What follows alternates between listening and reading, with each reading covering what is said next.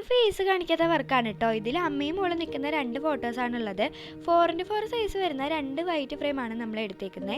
ആദ്യം തന്നെ വൈറ്റ് ഫ്രെയിമിൽ ഒട്ടിച്ച് വെച്ചിരുന്ന പ്ലാസ്റ്റിക് കവറിങ് റിമൂവ് ചെയ്തു. ഇതും ഒരു പ്രത്യേകതര സാറ്റിസ്ഫാക്ഷൻ ആണെന്നേ.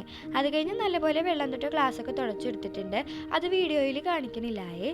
ഇത്രയും നാളായിട്ട് ഞങ്ങളുടെ കയ്യിൽ നിന്ന് ഒരു ഫ്രെയിം താഴെ വീണ് പൊട്ടുകയോ ഗ്ലാസ് കൊണ്ട് കൈ മുറുകയോ അല്ലെങ്കിൽ കൊറിയർ അയച്ചപ്പോൾ പൊട്ടുകയോ ഒന്നും ചെയ്തിട്ടില്ല.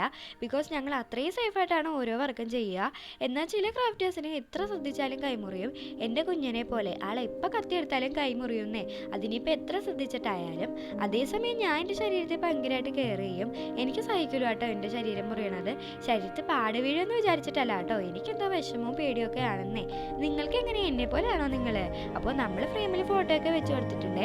നമ്മുടെ ഈ ടേപ്പ് തീർന്നു കേട്ടോ. ഒരു A3 ഫ്രെയിം കംപ്ലീറ്റ് ചെയ്ത് ഒട്ടിക്കാൻ ഇവ സമ്മതിച്ചില്ല. അതിന് മുന്നേ അങ്ങ് തീർന്നു കളഞ്ഞു. ഇനിയിപ്പോൾ പുതുത് മേടിക്കണം, മറന്നു പോയില്ലെങ്കിൽ. അപ്പോൾ നമുക്ക് പാക്ക് ചെയ്യുന്നത് അടുത്ത വീഡിയോയിൽ കാണാം. അതുവരെ ബൈ ബൈ.